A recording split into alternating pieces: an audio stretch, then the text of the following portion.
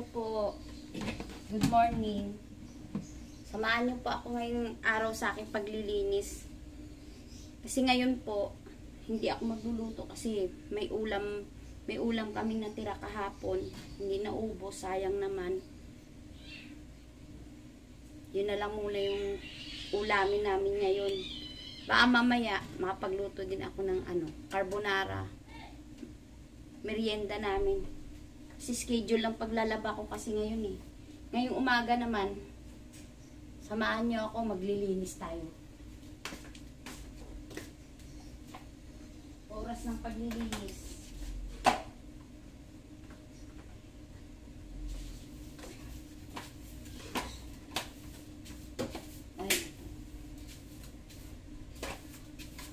Ay, teka. Kakainin ko muna pala yung aking doggy.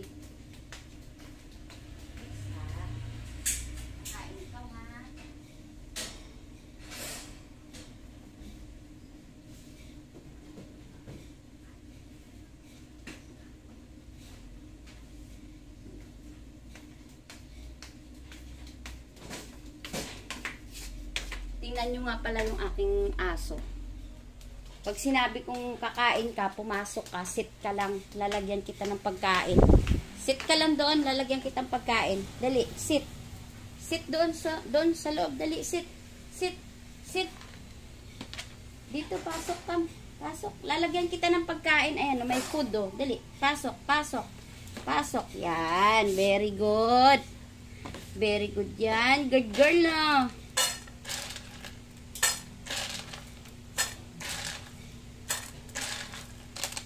Good girl yan, baby kong yan eh. Good girl yan eh. Good girl ikaw. Tapos ang gagawin yan, lagay ko muna dyan. Pag once na ano kasi yan, lalabas yan siya. Gagawin yan, lalabas siya. Lalabas siya.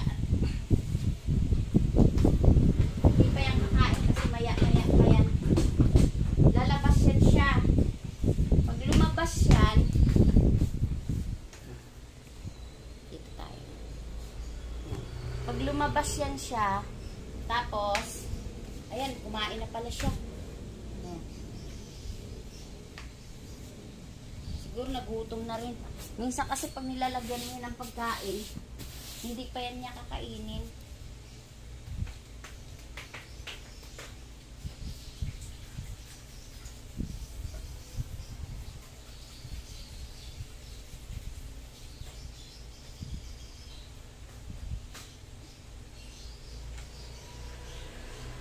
Niya pa yan kakainin.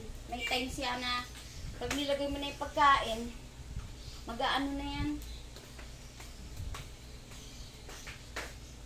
Lalabas muna siya, magpahinga-hinga. Pero pag nakakain yan.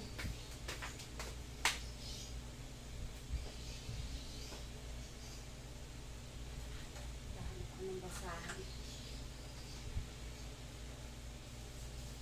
Nililinis ko lahat ng mga dumi. Hindi na alis-alis yung mga alikabok.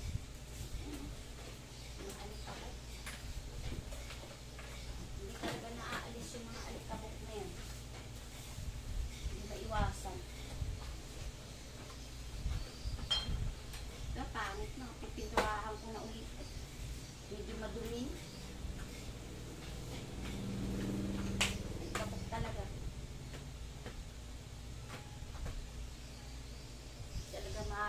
Tila-tila yung alikabok na ito. Kahit anong mo. Kahit anong punas mo.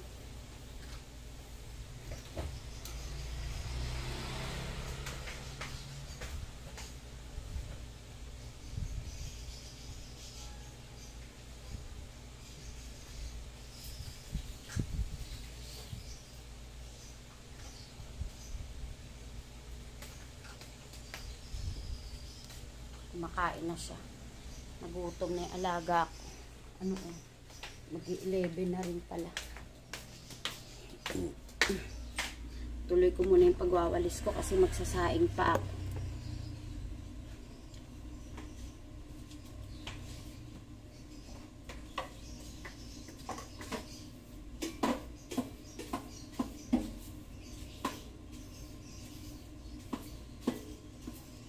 Pagising ko sa umaga, ito araw-araw yan, walis, araw-araw walis. Kasi araw-araw naman may dumi. Hindi naman nawawala yung dumi na to.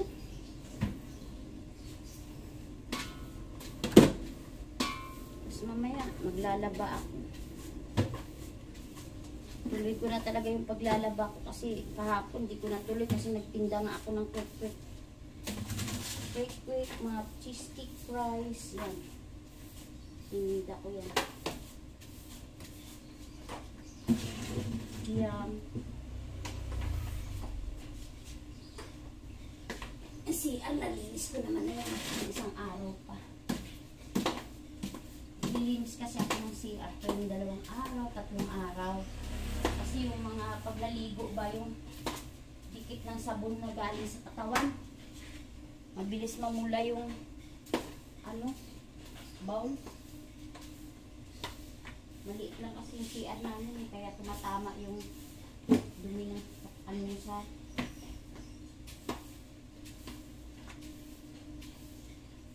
katawan. Ay yun, kapader ng CR.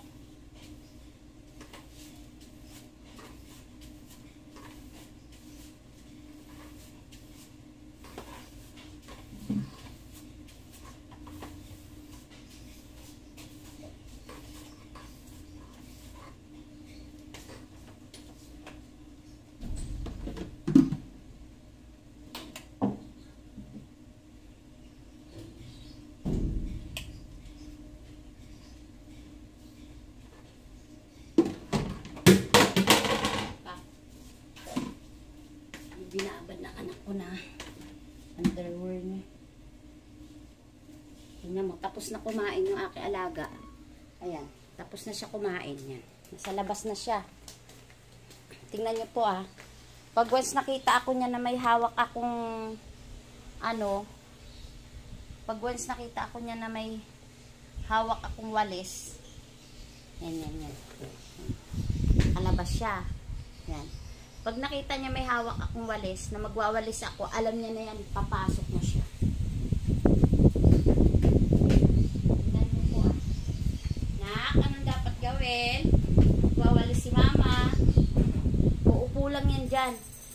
Ngayon yung gagawin yan, hanggat hindi ako tapos na magwalis, hindi yan siya lalabas. Ganyan yan. Pag alam niya tapos na ako magwalis, lalabas na yan. Yan lang siya sa loob. Ganyan lang siya. Saka hindi yan nangangagat. Lahat ng tao, pag may pumapasok dito sa pag bibili ng kape, natakbo yan lalaki. Natakbo siya, lalaki siya. Tapos, halik-halikan niya yung halik-halikan na yung mga bumibili. Buti lang, hindi siya mabaho. Parang kami tao siya kasi nilabas yan Parang po yan siya pinalikuan. Tapos may sarili pa yung may sariling sabon yan doon sa CR, ang laki. Tapos may sarili pa yung kulon. Ayan kulon. Ayan, may pulbo pa yan. Ayan, pulbo. Ganyan yung aso ko. Kaya pag lumalabas yan doon, kala mo tao kasi yung amoy niya ang bango.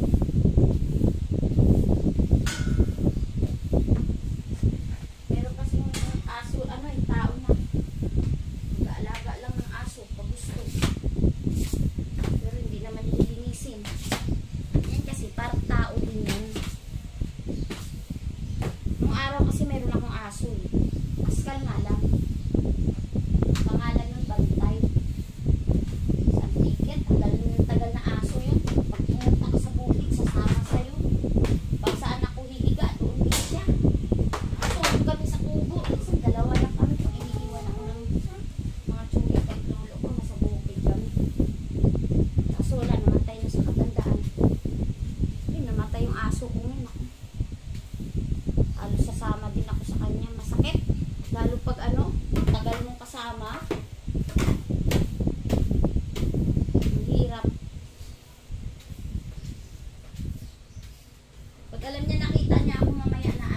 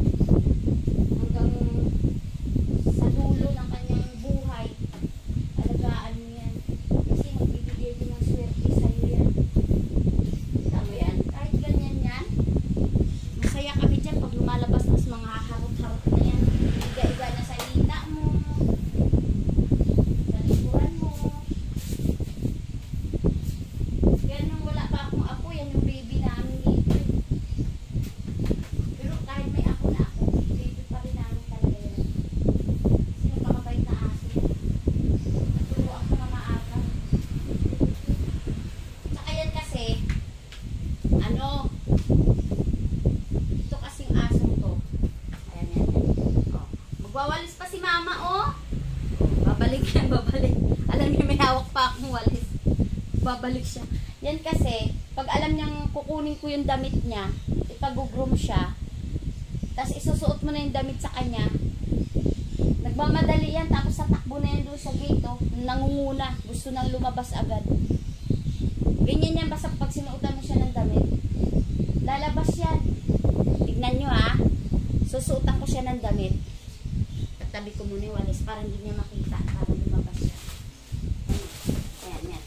Magpukumahog na yan siya. Ayan. Pag sinuotan mo ng damit, oh. Come, come, come, come. Saan ka ba pupunta? Ha? Oh, shoo, shoo, shoo, shoo.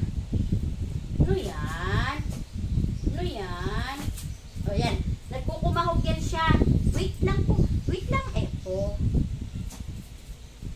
Ay, wait lang. Dadamitan niya kita. Aalis na tayo, oh. Come, come. Gugo ako na. Oo. Hindi pa nasuot yung damit. Lalabas ka na. Ay, balot ni mama yan, ha. Bad yan, ha. Ayan. Sit lang, sit lang. Yan mo, ha. Tingnan nyo po yan. Tingnan nyo po yan. Yan. Naisuot ko na po, ano. Tatakbo na yan sa labas. Ayan. Yan. Nangunguna na siya sa gate. Oh. Ayan na siya, oh. Oh, saan ka pupunta? Ha? Hindi ka pa mag-groom. Bukas pa.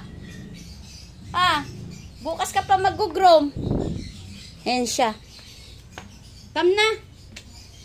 Bukas pa yan. Tingnan mo, oh. Ayan.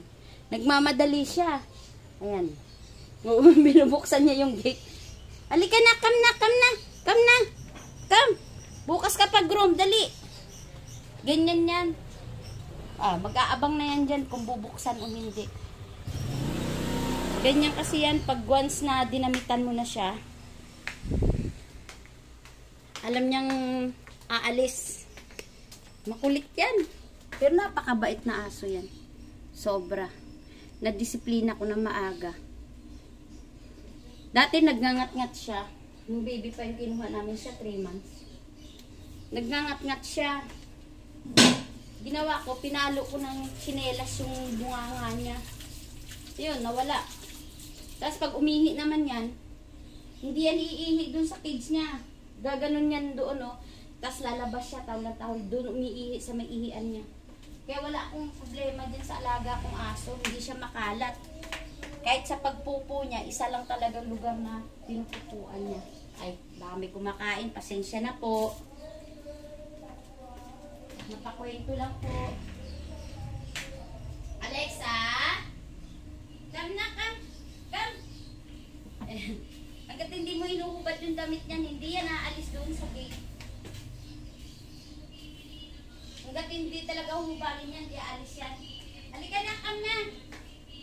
Hindi pa tayo aalis, tumuro pa, come.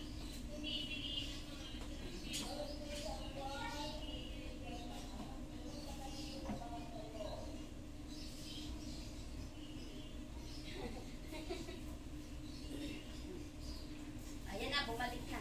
Kasi tinanggalan ko siya ng damit.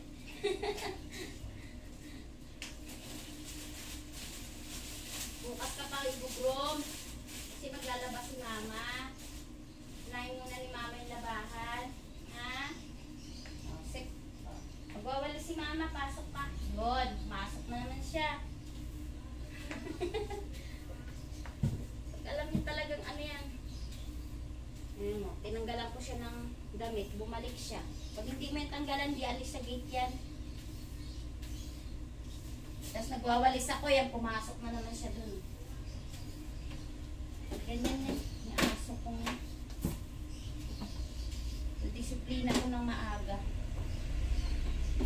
Tsaka yan kasi, huwag nyo aambahan silang paluin na lagi-lagi. Pagsabihan nyo lang, kasi ano yan, nakikinig sila. Pag pinagsabihan, nakikinig sila.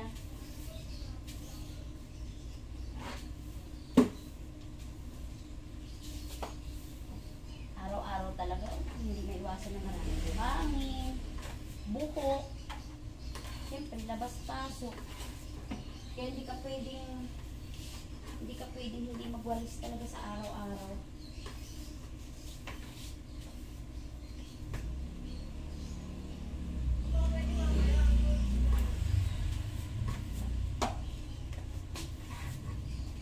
Pwedeng hindi magwalis sa araw-araw. Kailangan magwawalis tayo ng everyday. Para malinis.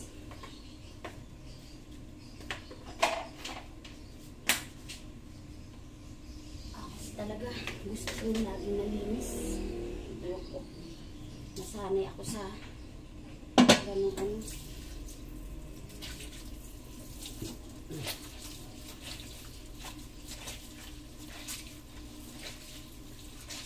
Sa kwarto naman, araw-araw din yung malinis kasi anak ko naman ang naglilinis doon sa dalawang kwarto na yun. Minsan ako, pag nagpapalit ako ng kubrikama, yung mga sapin nila, punasan ko lang yung hagdan para mawala yung kabok.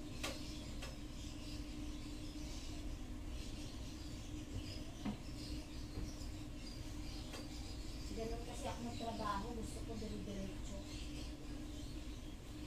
Alam mo, itong bahay, kahit ganito na ito, luma, kailangan siyempre, linisin mo rin. Para maantig na. Tsaka maalikabok. Grabe yung alikabok.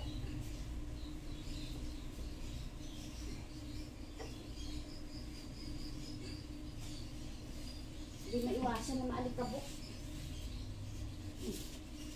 Bilis.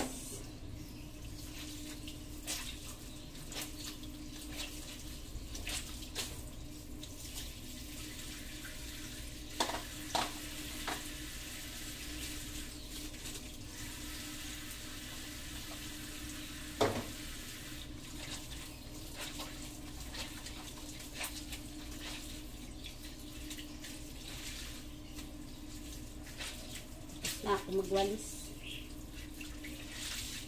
Ginagawa kasi namin, paglilinis ng kwarto, pagising nila, nililinis na nila yun ng anak ko. Inaayos nila yung mga sapin ng kama nila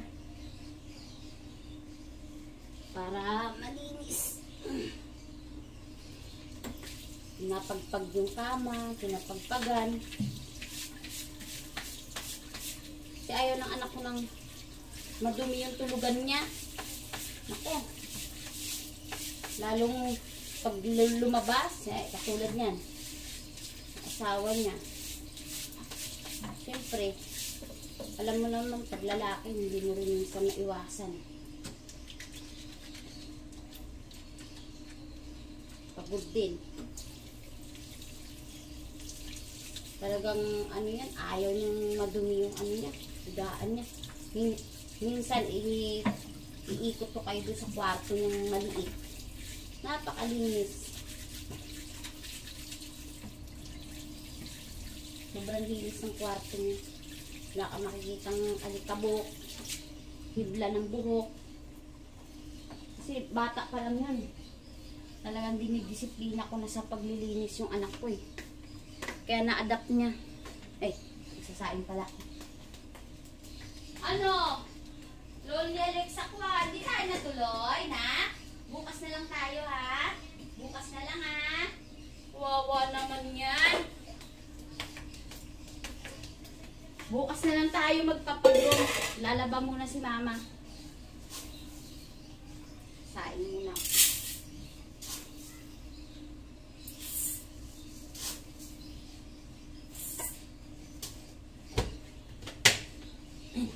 Bumili ako isang sakong bigas. Ayun, sumobra kasi hindi siya magkasya dito sa... Hindi siya sabon pa yung kamay. Hindi siya magkasya doon sa, ano, sa lagayan. Nilagayan ako ng bigas. Ayun, malaki. Kasi iniibakan ko ng tubig. Kasi pag summer, nawawalan ng tulo, di ba?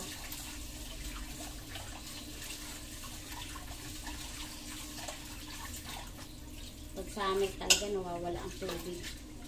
Siyempre, ina-adjust din nila kasi pag hindi pa tag-ulan, naubusan ng tubig din ang dam. Bumababa din yung level ng tubig. Sobrang dami ng tao talaga dito sa Maynila na gumagamit.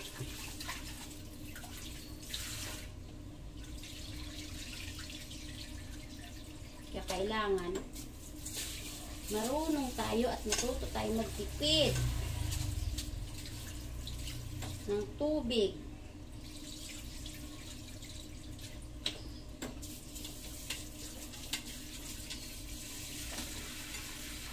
Hindi ko nga malaman kung talaga nga maglalaba ako ngayon kasi parang naaawa ako sa aso ko. Parang gusto ko na lang ipag-groom na lang talaga siya. Kaso naman, hindi naman ako makapagtinda ng aking mga quick-quick. Kape lang talaga mamaya. Sigawa ng dadalhin ko yung aso. Magpapaligo pa ako ng apo ko. Ay, ang daming trabaho. Nahirapan kasi kami talaga kumuha ng kasama. Noon kasi maluwag eh. Marami kang makukuhaan na makakasama sa bahay. Ngayon, medyo mahirap.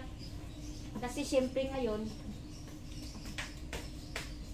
kasi high school graduate ka lang, grade 12 ka. May mga trabaho ka nang pwede ka mag-extra. Nandyan yung call center. Basta marami. Eh ngayon kasi, wala eh. Tsaka, nasanay na rin yung taong yun sa alam mo naman, kasosyalans. Salang ko muna itong sinain ko.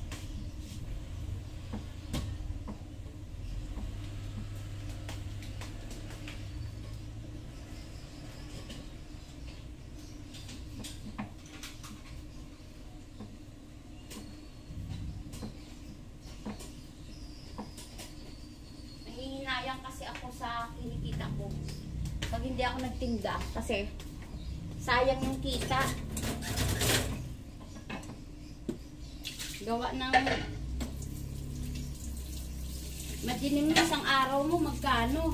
Tutubuin mo. Parang ang nagtrabaho sa magandang kumpanya. Malaki ang sweldo.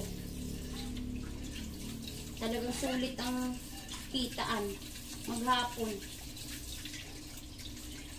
Kaso pag ganito, sa dami mo ng trabaho, bago ka makapagtinda, bagsak na yung katawan mo. Lagapak na.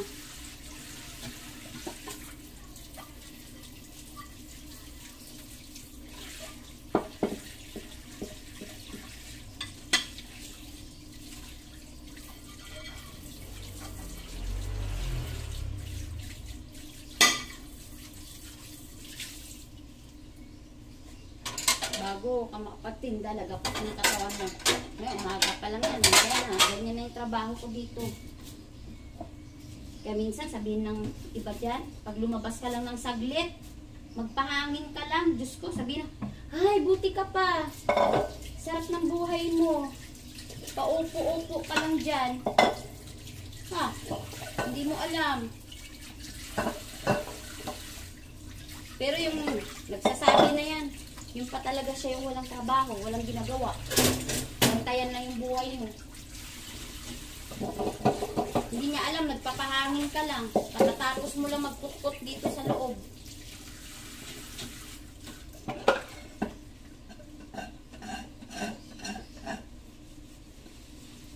Tapos mo na magtrabaho. Lumabas ka lang, lumawit lang yung ulo mo dyan sa gate nyo. Ay naku, grabe grabe ang tao. Hindi naman lahat ka. Kasi ito yung apartment namin na to, yung apartment na tinitirhan namin na to. Wala kang makikitang taong nakatira dito na nagtatambay lang sa labas. Bukod tangi ako lang minsan pag once na wala yung pamilya ko. Ayun, naabang ako sila sa labas kasi nga parang may takot ako kasi sa loob ng bahay. Para ako nakukulog. Pero pag dito naman sila, dito lang din ako sa loob. Katulad yan, mga katabi namin na to, kasi puro mga negosyante, tapos mga ano dito, puro teacher yan. Puro may mga hanap buhay. Makikita mo lang yung anino nila, pag lalabas sila, siyempre maghanap buhay na. Hindi mo sila nakikita na nagtatambay dito sa labas tulad ng iba. Tulad ko rin minsan, talagang nakatambay ako. Pero tambay lang. Hindi naman tayo magtatambay na maghanap tayo ng away. Kumbaga sa ano, tambay lang ba? Tingin-tingin lang. Yan. Ganun lang. Kalipas oras. Sandaling oras lang pagbalik. Pagtapos, pasok na. Mainit kasi din sobra dito sa loob. Ayun nga, ayan pala yung trabaho ko. Pero tignan mo yung pawis ko, tagaktak na. Paano kaya ito? Yan pala yung trabaho ko, tagaktak na yung pawis ko. Tultuluin ko lang kasi mamaya ilalagay ko din. Ilalagay ko din sa ano.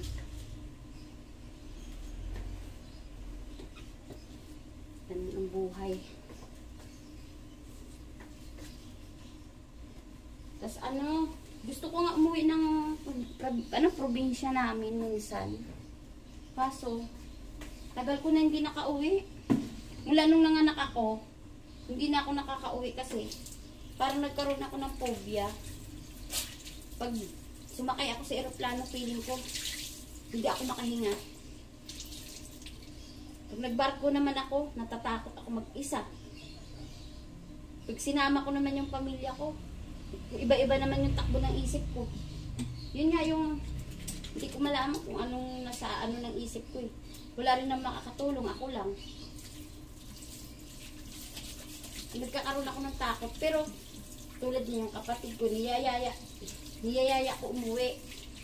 Kaya siyempre may mga anak din siya nag-aaral din. Soon na lang daw. Gusto ko kasi yung uuwi ako, may kasama ako, yung marami kami, ganun. Nawawala yung kaba ko, nawawala yung takot ko, at saka yung nervyos ko. Hindi ko nga alam eh, nung nanganak lang ako. Nanganak ako sa anak ko, 2004. Mga 4 years old yung anak ko, saka lumabas yung ganitong sakit ako. Yung hindi ako nakakaalis mag-isa. Nagtatakot ako.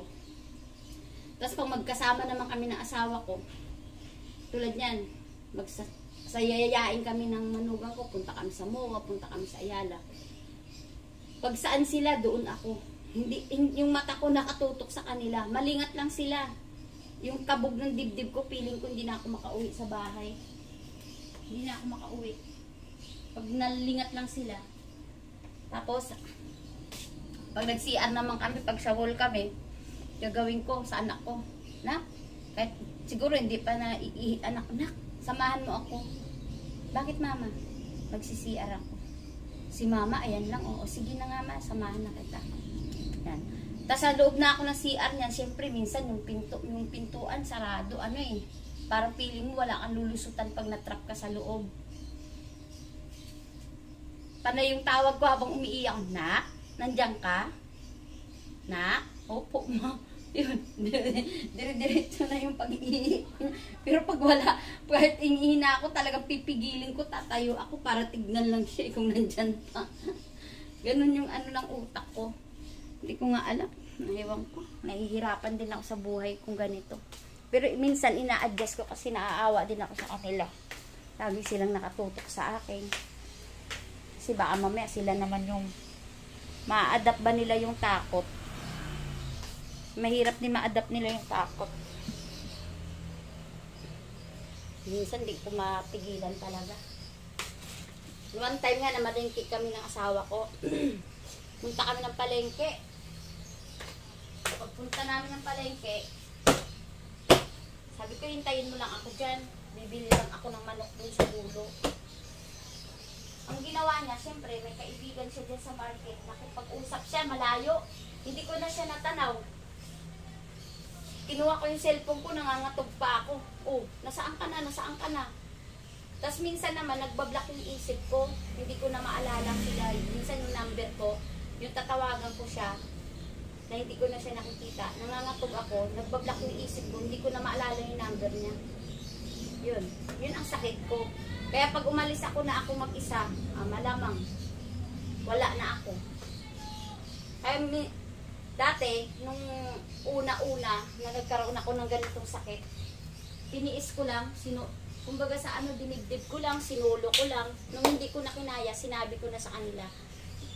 Kaso, nung time na parang hindi nila ako pinaniniwalaan, na ganun yung nararamdaman ko. Yung sinasabihan nila ako na, ay, si mama parang ganito, ganyan. Minsan naman, naku, ano ba yan? Ganyan, ganyan din yung asawa ko. Umiyak talaga ako. Kasi sabi ko, hindi ako mag-iinarte ng ganito. Alam nyo naman, nung kabataan ko at saka nung dalaga pa ako. Sabi kong ganun. Minsan, nagtitinda lang ako sa palengke. Inaabot ako ng 24 hours. Kasi syempre gumagala eh. Kasama mga barkada. Magbanding-banding ba sa labas. Tapos, minsan nakakapunta ako ng Quiapo mag-isa. Nakakapunta ako ng Baclaran mag-isa. Nagsisimba ako. Lahat ng pupuntahan ko na hindi ako nakadepende sa kanila. Eh ngayon, sarili ko, parang nakadepende sa kanila. Hindi ko alam kung paano ko baguhin. Yun lang. Kinuwento ko na naman yung buhay ko. Sinishare ko lang po kasi yun talaga po yung nararamdaman ko. At magbawas na ako ng ilaw kasi tapos na ako maglinis. Pahinga muna ako ng konti. Alexa! Come, mama. Come na kay mama. Come, come. Come kay mama, come. Come. Come na, come na. Eh, ayaw. Come na, come na, come. Come, come, come, come. Mama. Sleep na si mama, oh. Sleep na si mama, oh. Dali. Come na, come, come, come. Come, come. Ayan na. Ayan na. Katabi na yan. Yan. Ayan na siya. Ganyan yung ginagawa niya. Minsan kahit di mo yan tawagin, pag alam niya nandito ka. O, bakit? Inahablot yung kamay ko. Bakit? Bukas na tayo magpagupit na. Bukas na ikaw magpagupit. Ha? Bukas na? Nainitan na ba ikaw? Ha? Nainitan na yan? Uy! Nainitan na baby na mama na yan, oh. Nainitan na, ha? Malinis siya, oh. Tsaka walang ano yan, walang kakuto-kuto. Walang parang mga butlik-butlik ba, galis-galis. Wala siya kasi napakalinis na ito eh. Yung isang beses nga, yung hindi pa siya masyadong nadidisiplina, tumakas ito. Lumabas siya ng gate, tumakbo siya ng kalsada, lumikot papunta doon, medyo malayo-layo din. May naghabol sa kanya na nakabike. Hindi mahabol-habol na nakabike, tumakbo rin siya pabalik dito sa loob ng bahay, sa gate, nakabukas kasi yung gate, buti natandaan niya. Tapos tinignan niya yung nakabike na hinahabol siya. Siguro kung nagkataon, kukunin siya para maibenta. Buti alam niyang bumalik dito. Alam niya rin pumasok sa loob. Kahit hindi siya palalabas. Hindi kasi lumalabas ko eh. Dito lang ko sa loob ng bahay. Eh may time na tumakas siya. Sa takot niya mula nung hinahabol siya na nakabike na yon, hindi na talaga siya lumalabas ng kalsada. Kahit ilawit niya yung ulo niya. Natakot siya. Maliban na kung damitan mo na magpapagroom siya, yan, lalabas siya. Pero pag wala siyang damit, hindi na siya lalabas. Natakot na siya. Kasi hinabol siya ng nakabike. Hawa nga ito eh. Oh. No yan ha? No yan? Bike ito? Babae ito, babae. 2 taon na ito mahigit. Meron nga gustong magpaano dito eh. Bubuntisin na sana ng kapwa aso to eh. Kaso ayoko. Natatakot ako. Yung mga ganitong aso kasi minsan nasisisaryan to eh. Natatakot ako baka mapano siya. Tsaka mahal din ng gastos nito. Kaya ako nagkaroon nito kasi yung dapat noon pa akong mayroon nito, matagal na. Yung anak ko kasi nung medyo bata-bata pa, takot talaga siya sa aso. Diyos ko. Kaya ako kasi hindi sanay ako sa aso eh. Ito kasi i-ano nyo to, ituring nyo talaga siya na parang tao, parang baby, yan. Para hindi siya maging salbahe. Yung iba naman sabihin sa'yo, ay yung aso ko nangangagat. Eh syempre, depende naman sa disiplina po yan. Pag dinisiplina mo yung aso na may kasamang sigaw, galit, 'di ba, anak? Magiging salbahe. 'Di ba, anak ko? Ilong-ilong. Asa ilong-ilong? Asan ilong-ilong? Kamot na, kamot. Okay, kamot. Dali. Isa pa, isa pa. Dali na. Kamot ni mama. Dali na. Dali na. Kamot ni mama, kamot. Ayaw na. Wag ka dyan, mahuhulog cellphone natin. Dali na, dito ka na. Dito na ikaw, dali. Dito na ikaw, dali. Kamot na ni mama yan. Kamot. Yan. Isa pa, isa pa. Isa pa. Ha? Isa pa. Lablab ni mama yan. Lablab ni mama yung baby namin. Diyan ka na. Asikaso na ako ng ano. Diba ano, magpapakulo tayo doon, no? Sa pakihan natin. Ayaw pa? Ayaw pa umalis yan? Ay. Isa pa? Isa pa? Ingay na, dali na. Higa na ikaw. Higa na ikaw. Ano na ni mama? Dali na. Isa pa? Isa pa? Tingnan nyo po yung kamay niya na. Yung kamay niyan. Pag once na kinamot mo yan, magkakampay pa yung kamay niyan. Dali na, ganyan, oh. Tingnan nyo po yung kamay niyan. Gaganon yan. Isa pa, isa pa. O, yan. Isa pa, isa pa. Isa pa. Oh. Isa pa. Ano? Wait lang. Wait lang. Sige po, hanggang dito na lang po yung aking pagbablog. Paki-subscribe na lang po. At saka paki-follow na lang po. Maraming salamat. Magandang umaga po.